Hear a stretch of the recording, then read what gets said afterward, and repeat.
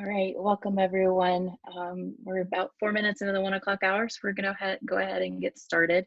Um, Additional folks will join in as we kick off here. We've got a little bit of introduction to do, and then we'll jump into your questions. So welcome and thank all of you for joining our panel discussion today. We are thrilled to have you and our panelists here for a conversation around the value of office space. We've noticed in our clients and in our own organizations the need to make fast decisions about our physical space while living in a state of ambiguity and daily changing of guidance. Everyone is trying to understand what the future might hold in order to make the right decisions for the future of the organization and employees. Decisions that are often costly and have significant impact on our office culture. We've invited our panelists today to help answer your questions around real estate design, implementation, and change management. Before we dive into those questions, I want to invite you all into this conversation as thought partners. We want you to focus on the value of the future and value of physical space and we want to answer the questions that you have. Please use the chat function to chat either to our meeting producer if you're having technical issues, Chris Dietz, or to our moderator, Megan Sims, who will go into a little bit more detail in a moment. Everyone's on mute for now so that our speakers are the ones that come through so that we're answering questions. So I want to start by introducing our panelists, and then we'll dive into a few questions that are top of mind. So I'd like to introduce our panelists. We'll start with Eric West. Sure, hi. I'm Eric West, a principal at Westland & Schlager Realty Advisors, a Washington, D.C. based tenant advisory firm.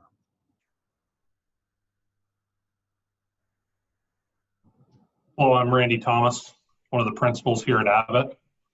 We're a fully integrated global project management firm working throughout the built environment. And I'm Roger Sola-Sole. I'm a partner with Shape. We're an interiors architecture firm that specializes in workplace strategy and workplace design across the country. And I'm Kelly Barlow with The Clearing.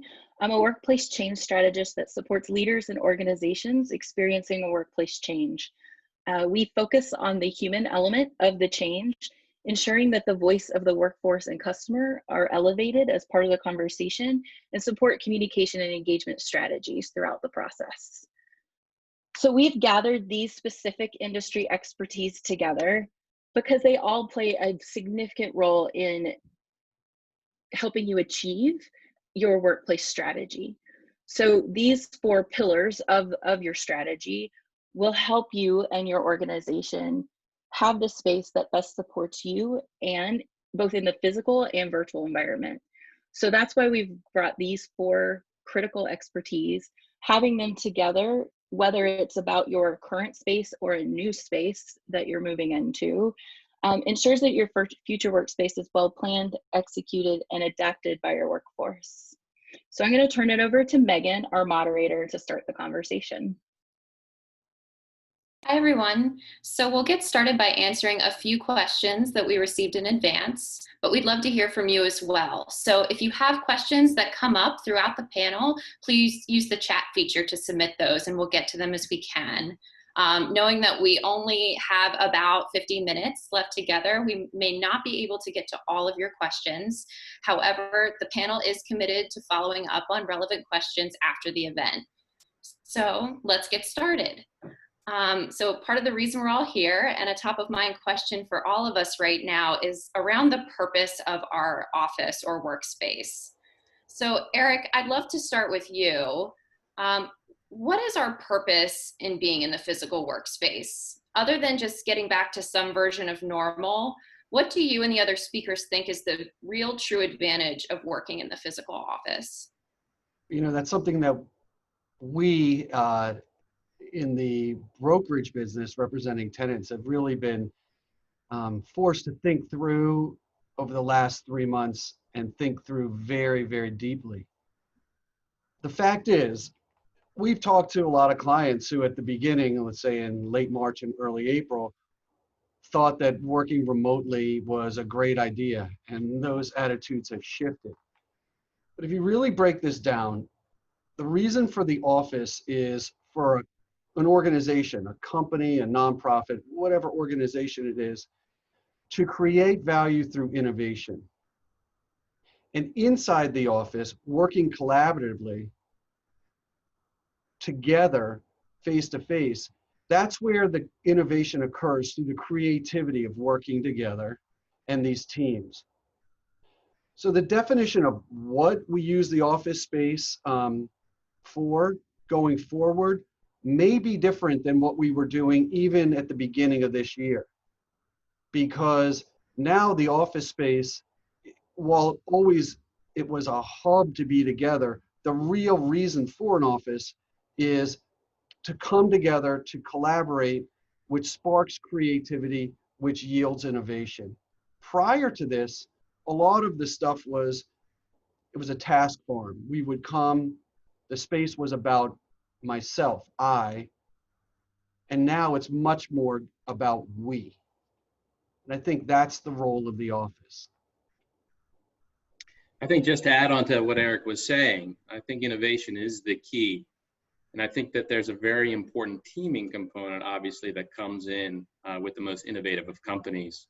What we're forgetting is sort of this human quality to the work, right? The idea that we need personal connection every day to be able to do the job that we do effectively.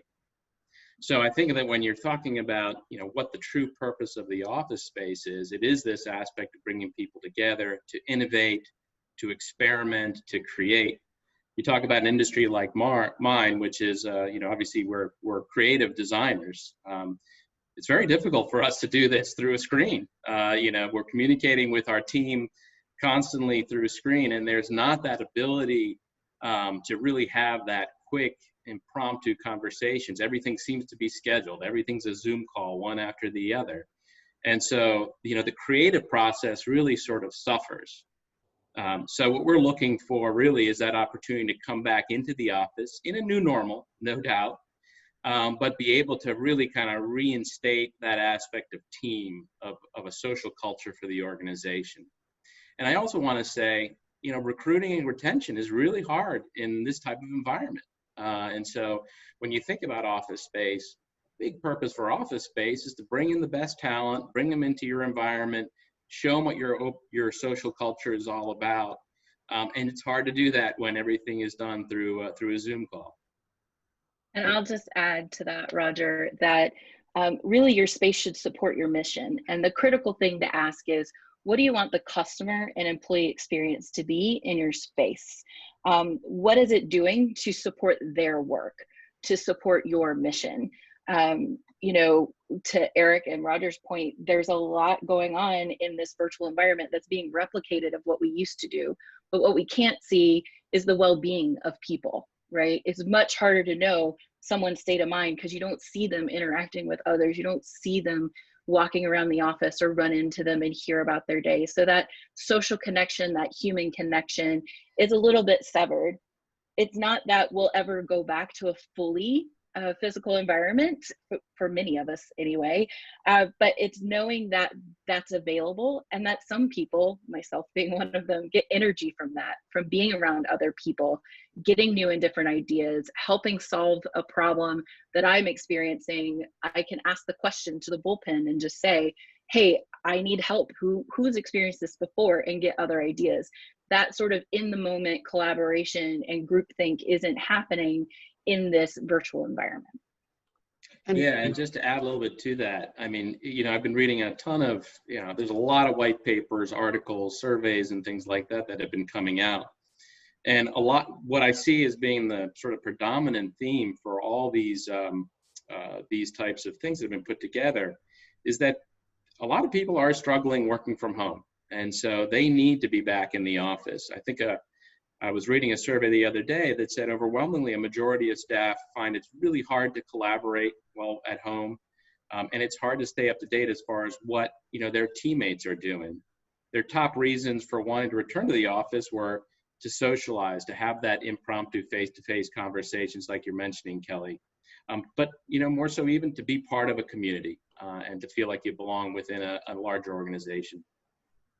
I also want to say what's really interesting is that prior to COVID, there was a lot of talk about remote working.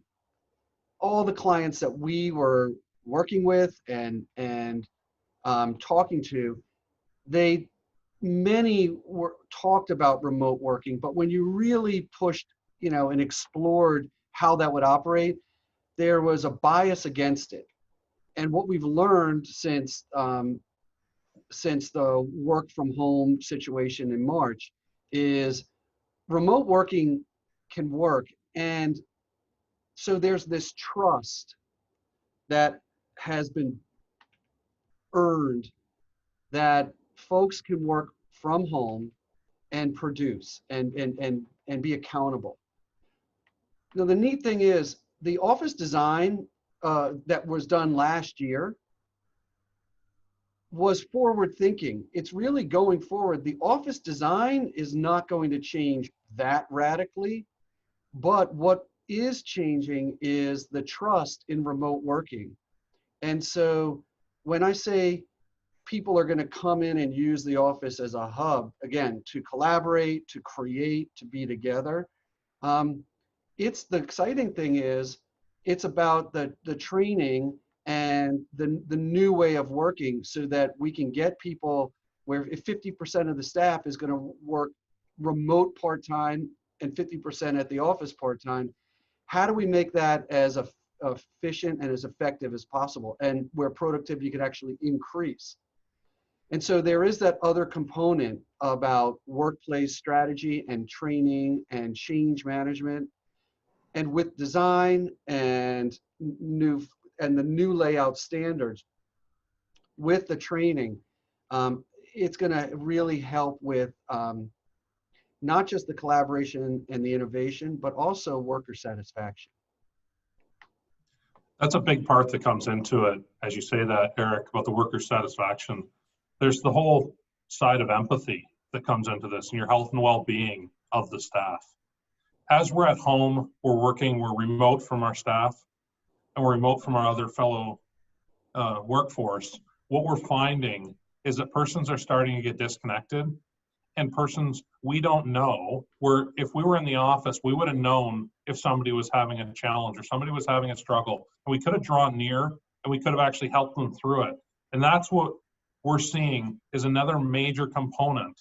The office brings together that energy, but it also brings together a place where we can work through things in the social side and we can actually get through these challenging times. But it's by drawing near to the staff.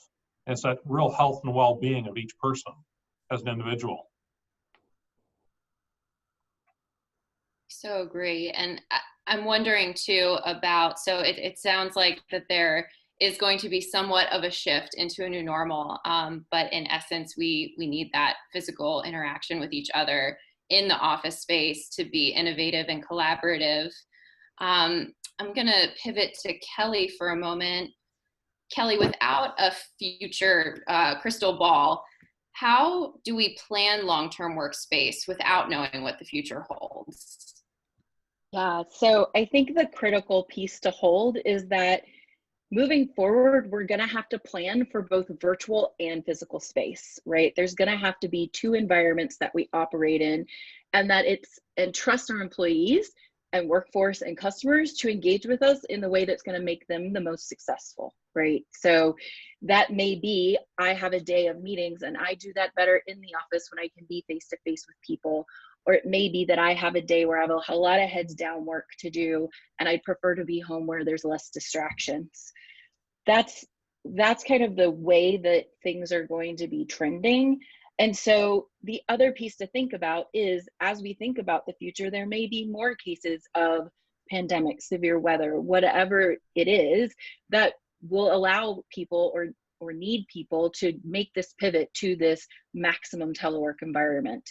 So the biggest thing in terms of planning for your long-term physical space needs is really getting data to help inform that. So what are the stories? So what is the qualitative data out there about the way people use space or want to use space? So it's surveying your workforce, conducting interviews with your leaders or employees, collecting stories about space or about the virtual environment and how the experience has been to help inform what the future of physical space needs to be. And it's also looking at your quantitative data, even going back to 2019 and looking at that as a base year, looking at your HR data. How often are people on vacation and not really in the office? If you track telework, how often is that happening? Your security or badging data, you can learn a lot about how often people are in the office. You can also look at things like your visitor data or your space data if you have a reservation system or a way to book conference rooms or desks. That's another way to look at how often space is being used. Once we are back in operating in a physical environment, another key thing is actually doing a observation study, having someone come in and walk around the space every hour and count how many people are using what kinds of space. That can help leaders inform a decision about what the space needs to be. And the biggest thing is thinking about what are the key activities that need to be done within the space and designing towards that. So it's really important to consider what the impact of moving to a reduced footprint or a fully virtual environment will have on things like your employees and culture. Not just looking at the bottom line, but really thinking about what is the impact going to be overall on morale, on the culture, on your ability to retain and attract staff. I think that's going to be a really important tool for organizations as they start assessing, sort of what the new normal might be. It really is interesting to look at the data from just a year ago and start comparing it to what we see today. We're working with an organization right now where we're doing a very similar type of exercise. And one of the interesting things we found from a survey was that, about a year ago, 50% of the staff was in the office 5 days a week. Today, only 15% of the staff are planning to be in the office 5 days a week. So that immediately has impact on how we might start thinking about the design of office space.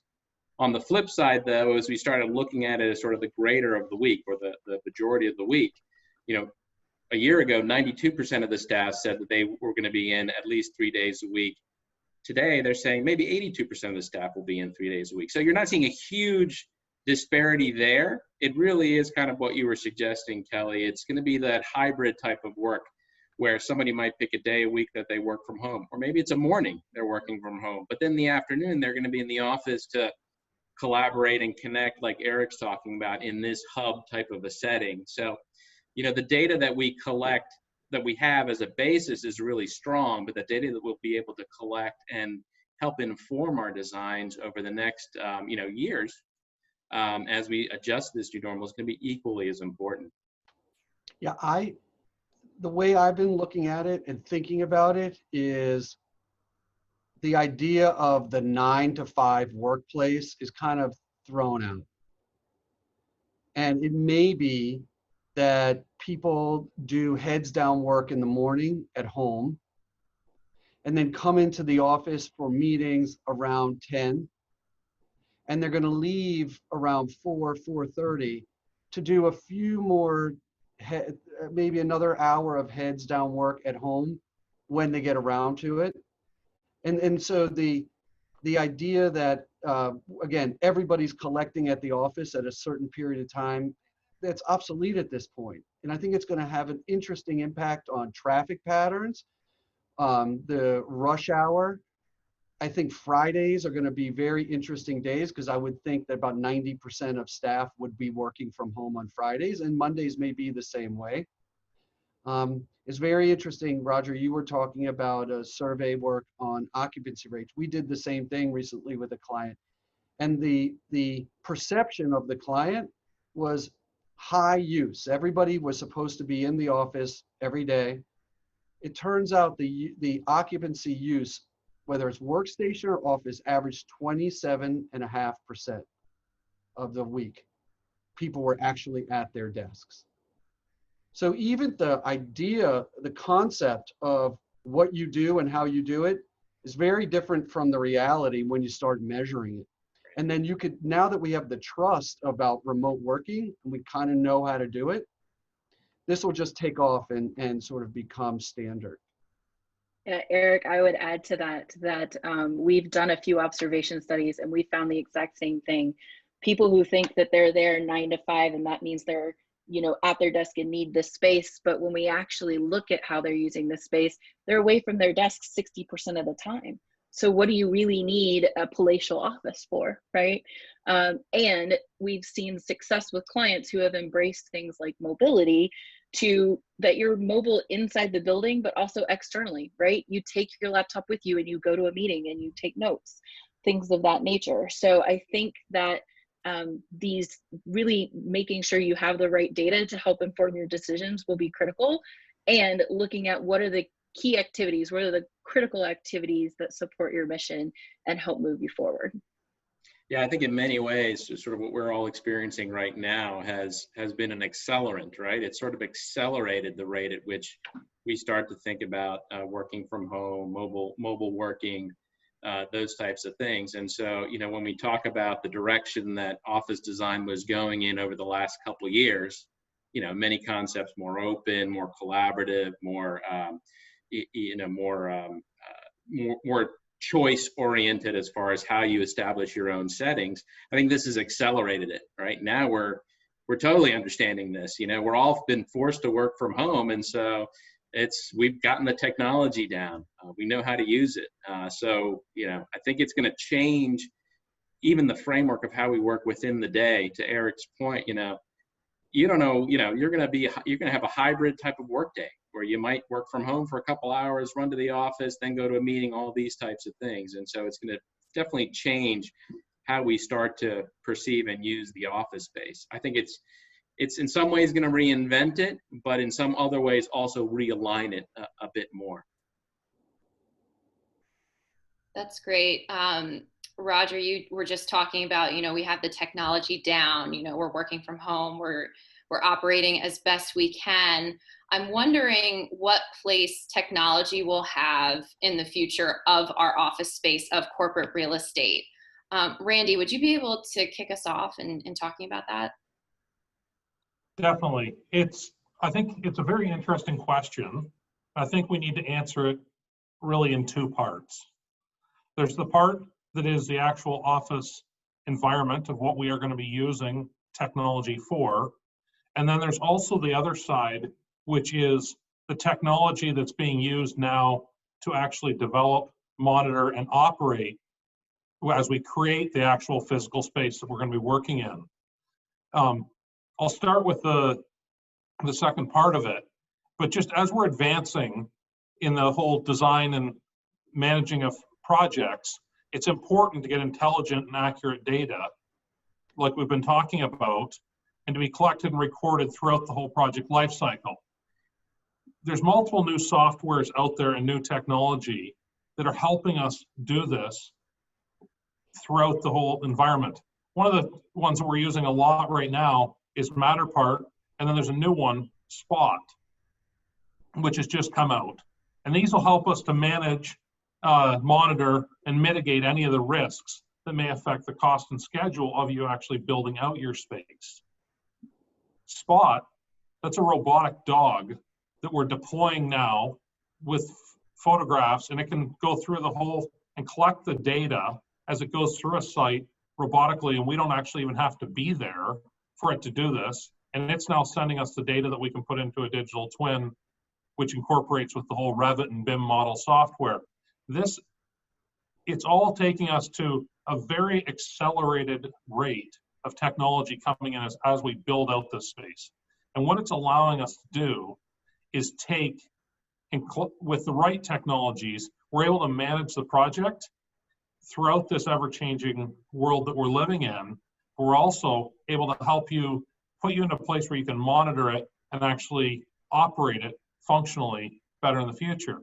Secondly, if we go over to the AV and software technologies that we're having come in, they're emerging daily. And what we're having to do is go through them and review them. And although it's critical for us to have the physical environment, these new technologies are helping us draw together those that are working remotely, but it also helps us draw together other physical offices and bring people together across the globe that we may not have been able to do in the past. We might have had to take a flight over to an office to actually join in with them. We're getting a lot more collaborative than just joining on to a Zoom call. Roger, what do you have to say about some of the more technology side coming in with AV in this? Well, I think, it obviously has a big impact on how we start thinking about office space as well. I think one of the questions I've been asked many times is like, hey, we want to have a full staff meeting, but I'm not comfortable having everybody in the same environment at one time. That's a understandable concern. And I think it's not just now, I think it's a concern that people will have for the future. Hence technology comes in, the ability to pull people into staff meetings, board meetings, and things like that via Zoom definitely relieves the need to have very large conference spaces and things like that. So I think it can provide a solution for organizations to work around some of their space needs. Why have a large conference room for 30 people if you're going to have a staff meeting once a month? Do you really need that capacity? Can you reduce those capacities? So thinking about the functionality of technology and how it can allay some of the specific requirements of office space, I think is critical. Yep. Go ahead, Eric. I think I want to talk about two things with regard to that. Number one, what's very apparent is the remote working software is good, but as employers, if you're going to hire people that are going to be working remotely for a significant portion of the week, and significant to me would be 30% or more of the week, you're going to be working remotely. I think it's inherent upon the company then to provide each of the employees with the right set of tools, the work from home tools. So a laptop doesn't really help for those of us who work, for instance, with dual monitors.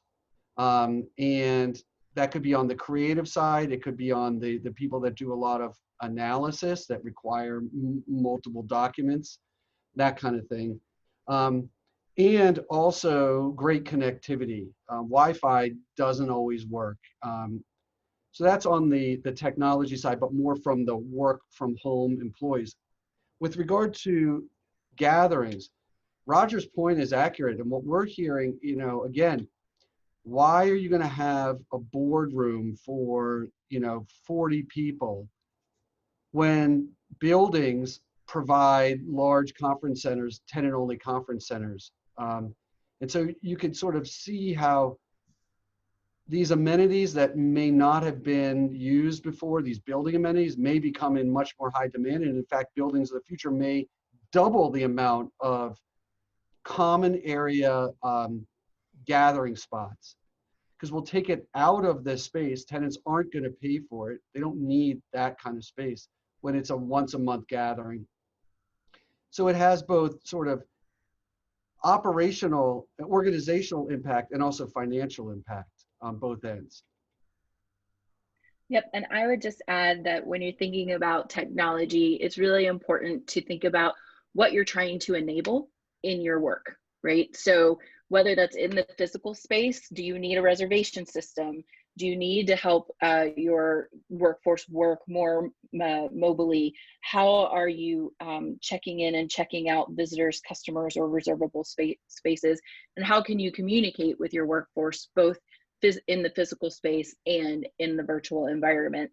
One of the things that I've been talking to a lot of my clients about is, what is the technology that you miss, or what are the processes that you can't actually do now that you have to be at home? Things that people don't think about a lot, like mail, right? How are people getting their mail since it's delivered to the physical office and someone might be there to receive it and sort it, but who's there to open it? Who's there to respond to things that need to be responded to?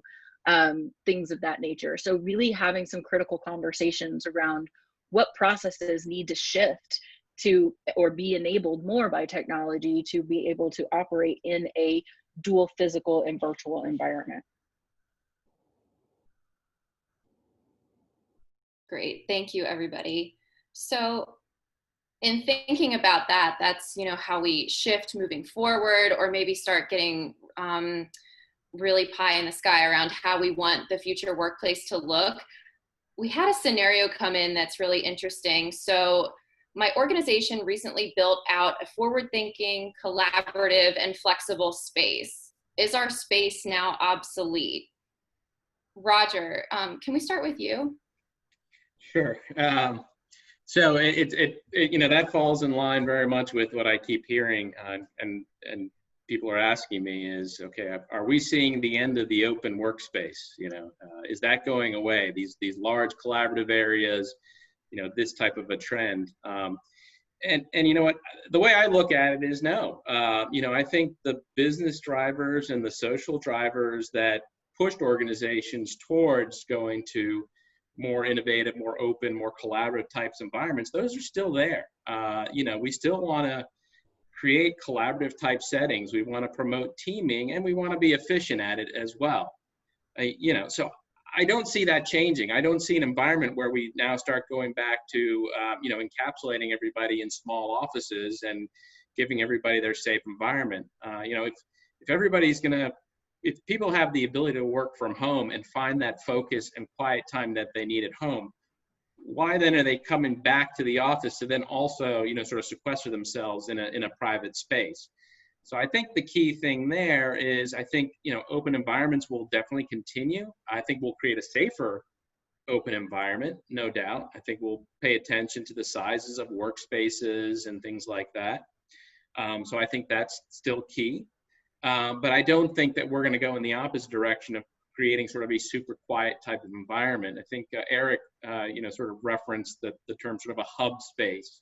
I think that's going to be really the key, that, I'm going to work from home, but when I'm in the office, I'm connecting, I'm collaborating. So we're going to want more meeting spaces and collaborative spaces. Now, these spaces may get bigger in some senses. In other words, I know we were going for a lot of efficiency. We were creating small team rooms and huddle areas for 2 and 3 people. Well, those functions might get a little bit bigger, to give people comfort as far as social distancing and spacing. But we still may need more of these types of functions. And those types of functions also support the need for what a person might come into the office for. I do still think we'll have private offices and private spaces, but I think a lot of those are going to tend to be more sort of shared type spaces. So, if I'm in the office Mondays and Wednesdays, and my office mate here is in the office Tuesdays and Thursdays, that works to a very equitable method of sharing an office. And of course, you're reducing the amount of square footage. The last thing you want is to have seas of enclosed spaces that go empty and vacant and unused throughout the day. That doesn't create a good atmosphere or a good culture for any organization. So, what we're seeing, I think, is definitely a reinvention and a realignment of some of these things. I do see, and I'm working with clients right now to actually reduce the quantity of offices to create more flex spaces for people to be able to use. We're looking at increasing the percentage of circulation space so that we're not quite so tight. We need to give everybody elbow room. So, we're looking about 10 to 15% more in circulation areas if necessary. Overall, I think we are going to see a reduction in the typical size of office space. There's no doubt. I mean, if we can have a half or even 2/3 of our workforce working from home on a given day, and we really only need to accommodate, say, 1/3 to a half, then we're going to see some reduction in space. But I don't think we're going to see a 50% reduction in space. I think we might see a 15 or 20% reduction in space as we start to think about the flexibility of office space overall. I think Eric and I are working with a client right now where we, initially had programmed them to be about 12,000 square feet. And then we did this sort of, post-COVID scenario for them, and we brought them down to about 10,000 square feet, So again, about 20% is about right for this organization. So just some things to keep in mind. Now, what happens to the foosball tables and coffee bars and ping pong tables? I fortunately think those things might go because nobody's going to come to the office to get a killer game of ping pong going. But I think that some of those functions will go away, but I think we'll still try to retain some of the social aspects of office space. And I think, just to build on your points, Roger, I think I think the people that have that open, more flexible space are really in an advantage in this situation. They have the ability to pivot way more easily. Your staff are likely already outfitted with the tools and technology needed to work in a more mobile or virtual environment. But it also enables people to choose where they're going to be most successful. And I think that's really the key in this new environment that we're in, or next phase of office space that we're entering, is really allowing your workforce to choose what's right for them. Is it to stay home and get work done because maybe you're going to get a lot more, be much more productive than you would be in the office when people keep stopping by to ask how your weekend was or what's going on next tomorrow. And it's also one of those pieces is that you need to really consider what are the activities that are critical to get done. So the idea of activity-based spaces. So I know Roger named a lot of them, but what is it that people are coming to the office to do, and providing them the space for that? And thinking about a person who may come in for a morning of meetings, they may want to stay there and get their heads down work done. So is there a small space or a quiet car that where people can go if they need to get like an hour of work done between meetings or at the end of the day, because they are not ready to break up their day, but providing them the variety of spaces necessary to do what they need to be successful. So what are the collaboration areas? What needs to be enclosed versus open? Where do people actually get work done if they need to be doing it in the office? How do customers or visitors flow through your space? So asking those critical questions can help you think about what that future space might look like. Yeah, and I do think, the office space, even more so now, we already talked about this tool for recruiting and retaining staff, but it's got to be engaging. So the design, I think, is going to be even more critical now. It's got to be a destination that people are going to want to go to be able to connect and collaborate. So I think, from a design standpoint, I'm excited about that. It gives me opportunities to really think a little bit more outside of the box on how office space should be designed and what are some of the amenities that staff look for and the functions, as Kelly mentioned, that staff look for when they come into the office space. With that, there also is a few other things, Roger, just tying in the whole, as we go into the future office, we're also tying in some of the technology side as we go into the whole free address side of it, and we're opening it up that you can come in and you can sign in for this desk for the day and take it. And going through software like Team or Robin or different software that we can have for scheduling software, what we're finding is that people are signing out a desk for a day, and then at the end of the day, it gets cleaned and it's brought back to a clean state for the next person that arrives the next morning. So from a functional perspective, we've cut down on it. But as we take the software and it gets to a point where we've put an iPad at the end of a bank of desks and they can sign into that desk when they come there. There's a lot of new software out there, but then there's a lot of ways for us to take that and actually implement it into items like we had talked about before, about like a digital twin, different areas where we can actually take that software and you now know what spaces you're putting in are actually being used the most. What's actually productive? What is good space? And that's where persons like the clearing in that can take that data and they can bring it together, and we can help with designing you into the right space when you do your next position, your next office. You're not always just designing to, this is what I've always done. You're designing to what's actually being used and what's actually current that the staff want. Agreed. Randy, so we actually, it's funny that you mentioned hot desking or hoteling. We have a lot of different terms for that, touchdown space. So thinking about, we had talked about earlier, there's a low percentage of people spending time at their desk that we've noticed through observation studies. And, we all have a role in, how many personal items we have in the office space and things like that. So in terms of navigating how to assign space as versus hoteling or unassigned space, are there any recommendations you all have around determining what and who gets assigned as versus who is unassigned? I think it's a very good question. It really depends on the organization. We've got one organization right now that we're working with, and everybody, even including the CEO, is unassigned. and they have about 4,000 staff. So everyone is in a point where they can book. It may be sectionalized off that these staff are persons that would only need a workspace type assign, and they can assign where they need to, or these people are someone who definitely need a physical office, like your HR staff and stuff for records. But it really comes down to the organization and how each person in senior leadership is to being open to that point of hoteling. The reason I use the free address word is a lot of people that we've worked with look at hoteling where we used to have it, where everyone had a fixed address, and those people who only came into the office once or twice could stop down in a hoteling bank. It was this specific kind of utilized space that they've created into hoteling. Now what we're finding is that people are taking it and putting it into all different types of space, but they're opening it up to multiple staff. Yeah, to add to that, I think it is definitely dependent on the organization, no doubt, and it does have to be somewhat oriented towards the activity the individual does. I mean, there are some roles, responsibilities that obviously need dedicated type space. HR, for example, finance type positions, administrative type positions.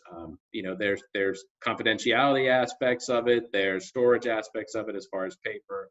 That all falls in line with it.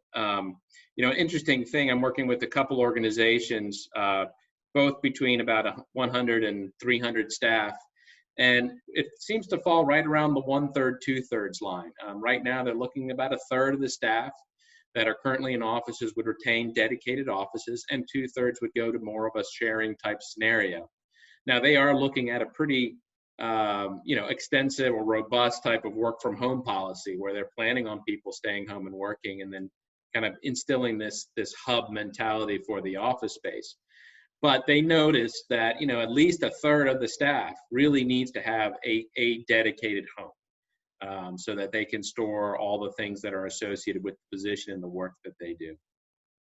And I would just add to this point of how you decide, it's what you really need to consider is what is the culture you're trying to have in this physical and virtual environment, right? So what are you trying to achieve in your culture, in your organization, and how does your space support that?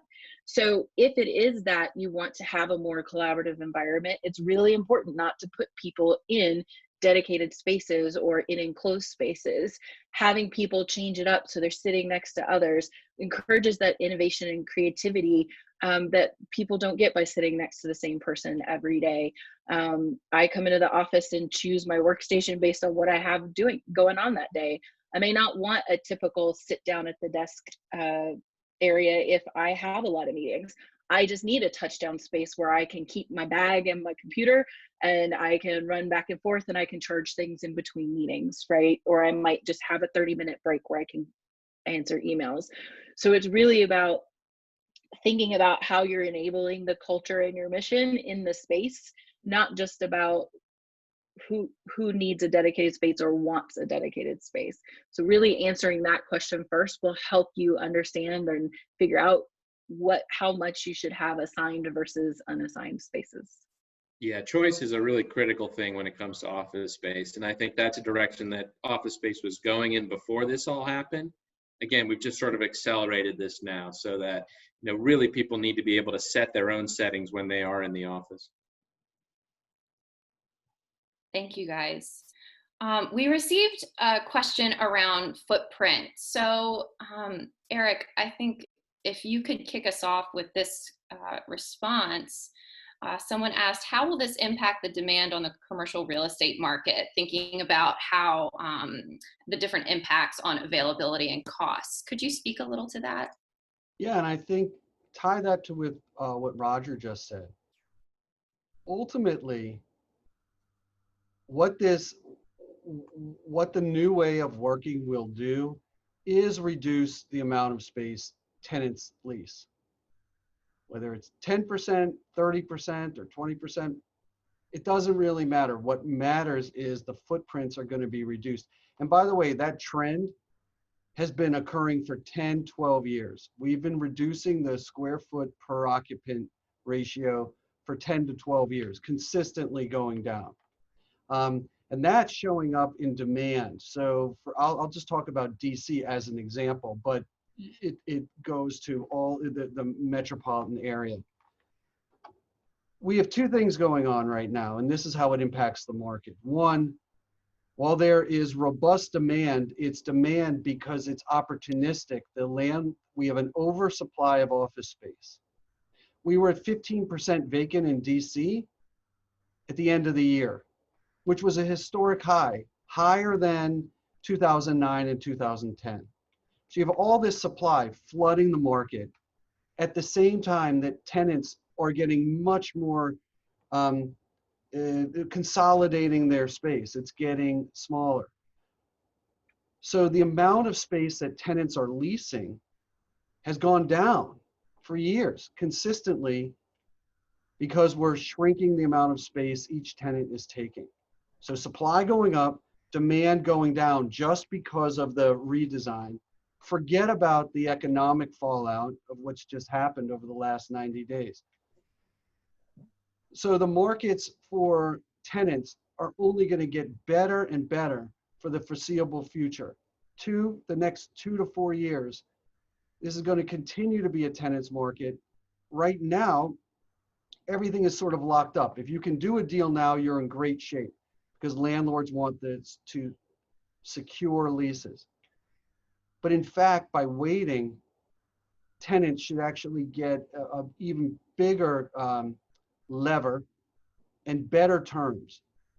May not show up necessarily on the asking or the ultimate rental rate, but all of the things behind it, whether it's concessions and also flexibility. It's key, and this is important. How do you make a long-term 10, 15-year lease decision when everything right now is opaque? We don't know where the economy is going. We don't know how long we're going to be working from home. So it's really key to not only tie financial incentives, but non-financial, which would be lease flexibility, options to terminate, possibly contraction options, things like that, or even COVID or pandemic-related rent deferment if another work from home situation occurs in the next 10 years. So we'll call these non-financial, but really important concessions that tenants should be negotiating going forward, and they will because of this way oversupply of space that's only going to exacerbate because of the lessening in demand. So that was a long way of saying it's going to be a great market for tenants. Great. Thank you so much for that, Eric. We received another question in talking about construction costs. What impact has this had on the construction project costs, and what effect will this have on overall project schedule? Randy, would you be able to speak to that? Yeah, sure. Project costs and schedules have been impacted in the recent months due to the interruptions that have come in with the supply chain and what's happened with the whole of COVID. With supply chains being affected, there has been a greater need to track resource allocations and the lead times of many more products than the standard lead items. With a greater level of schedule and tracking of the project team, this will identify schedule delays, thus enabling the team to address resource deficiencies and/or find alternatives to the long lead items or what's being delayed in the project. In the short term, there has been an increase in the cost due to the point of having to make kind of in the moment decisions during the pandemic. But for future costs of projects, there will be a leveling out of the overall project costs. We even see some of it coming down in certain areas and certain regions, but this will really become the necessary to have an implementation of greater project controls into managing the finances kind of moving forward. But kind of the short answer is yes, we're seeing it rise slightly right now, but we will see it come down sort of in the long term. Great. Thank you, Randy. I think we'll have time for one more question. So folks are wondering, how can organizations keep the social and networking aspects alive in this virtual environment while we're still here? We received, a couple questions around like, how do we maintain that balance? What can we do there? So Kelly, would you be able to share your thoughts around how we might keep that interaction alive in this current moment? Yeah, so I think in the current moment of this maximum telework posture, the biggest thing is to encourage people to stay connected, find ways for employees to have those chance interactions that they're not getting that they used to get in the office. You're not running into each other at the elevator banks or in the break room, right? So what are those ways that you can encourage that more social interaction? A few things that I've seen or that we've implemented have been things like making it fun. Find ways to make your meetings, whether they're themed or closing on a dance party, or creating check-in, check-out questions that allow people to share their state of mind or what's going on with them, or what are they doing to stay sane when they're kind of quarantined in their home. Other pieces that we're seeing is finding the time for social interaction. Our company, for example, has a weekly get together that we call Build Relationships every week. And that used to be going out somewhere near the office, being together, having that social interaction. And we immediately pivoted to doing that online. It's a chance for us to interact in a way that's not super related to the work. We can keep those connections that we have. We also have implemented kind of a coffee roulette, where we have a system that anybody who signs up, they get assigned a random partner every week, and you find 30 minutes, an hour, whatever you want, to have a connection with someone that you may not be interacting with on a daily basis. So those are some ways in the more virtual environment to stay connected. As we start thinking about the physical environment versus that virtual environment, it's really thinking about what is necessary to get out of the conversation, the meeting, the interaction that you're trying to have, and what's going to enable that. Sometimes it might be better to do it virtually because you can be in the same document at the same time making edits, which you can't do as much in the office or face-to-face when you're projecting it on a screen and you're pointing to words that you want to change. But there might be times where I really do prefer this to be in person because I want to see how people interact with each other. I want the people to build this team as more relationships and have more social interactions. So it's really making that determination of what is the preference for that particular interaction, and making it clear to people that this is a preferred in-person meeting versus a virtual meeting, so that people understand how they should be organizing their time. Great. Thanks, Kelly. And being mindful to time, I'm going to pivot back to you so you can close us out. Great, thank you. So I wanted to thank everyone for joining us today.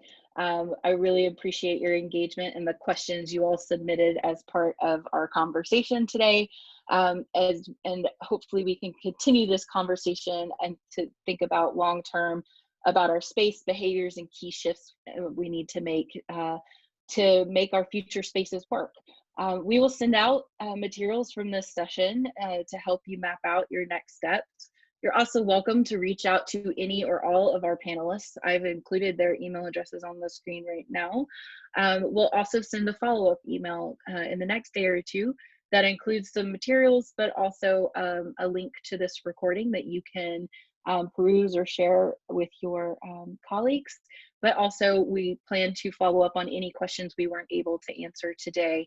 We'll send that out as well. So thank you so much everyone for joining us, and we hope you have a great rest of your day. Thank you. Thanks for having us. Thank you.